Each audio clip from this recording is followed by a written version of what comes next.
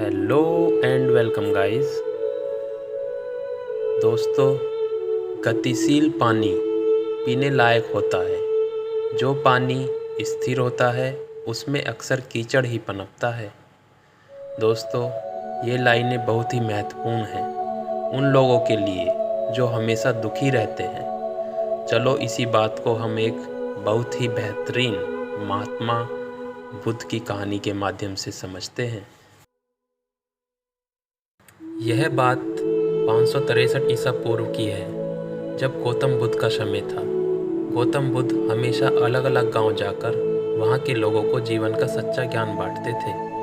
ऐसे ही किसी गांव में गौतम बुद्ध धर्म सभा लगाकर वहां के लोगों का अज्ञान दूर कर रहे थे। उसी गांव में बहुत निर्धन और दुखी आदमी रहता था, जो इस सभा के बाहर खड़ा होकर बड़े ही ध्यान से देख रहा था। वह देखता था कि जब भी कोई अशांत और दुखी आदमी इस सभा के भीतर जाता है, तब ऐसा लगता है जैसे वो दुनिया का सबसे बदनसीब इंसान हो, मगर लौटते समय उसके मुख का तेज और खुशी दुनिया के सबसे खुशनसीब और सुखी इंसानों वाली होती है। यह सब देखकर वह निर्धन और दुखी आदमी बहुत आश्चर्यचकित होता था। उसके मन में यही ख्याल चलता रहता था कि एक बार वह खुद भी अंदर जाकर देखेगा। जब कई दिनों तक ऐसा होता रहा तो उससे अब रहा नहीं गया और वह उस सभा के भीतर जा पहुंचा, इस सोच के साथ कि अपने दुख और निर्धनता का निवारण करके सुखी हो जाऊंगा। सभा में जाकर उसने देखा कि गांव के सारे लोग अपनी अपनी समस्याएं लेकर बारी बारी से भगवान गौतम बुद्ध के पास जा रहे थे और अपनी समस्याएं उन्हें बता रहे थे। भगवान बुद्ध सबकी समस्याएं बड़े ध्यान से सुनते और हर किसी को उनका कारण और निवारण भी बताते। उन्हें सुनकर वह लोग खुशी खुशी अपने घर चले जाते थे।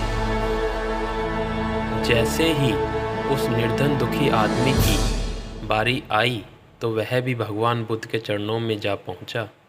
उसने अपनी गरीबी और निर्धनता का कारण पूछते हुए भगवान बुद्ध से कहा कि मेरे इस गांव में सभी लोग अमीर हैं, सबके पास बहुत धन है, जिससे वह सुखी भी रहते हैं, तो भगवान ने मेरे साथ ही ऐसा क्यों किया?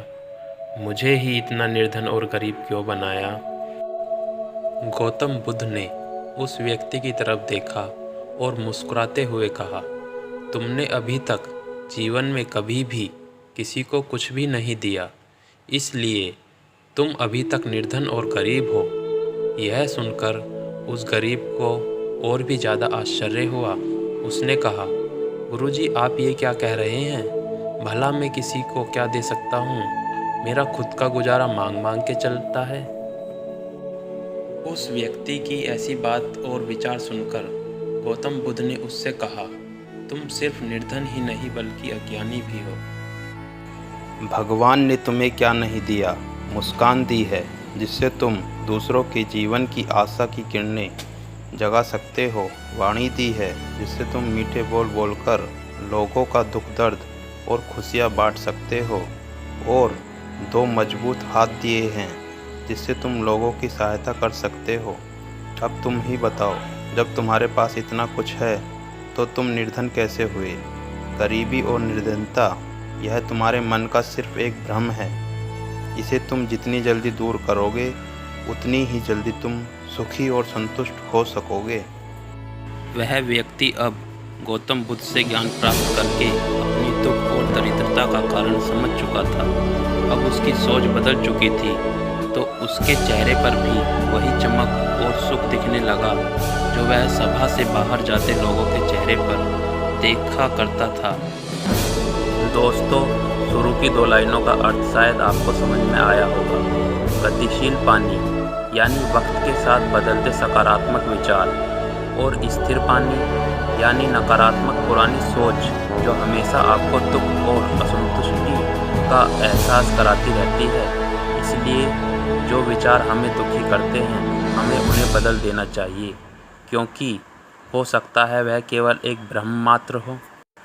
तो प्यारे दोस्तों, वीडियो आपको कैसी लगी? लाइक शेयर सब्सक्राइब ज़रूर करें और कमेंट में ज़रूर बताएं।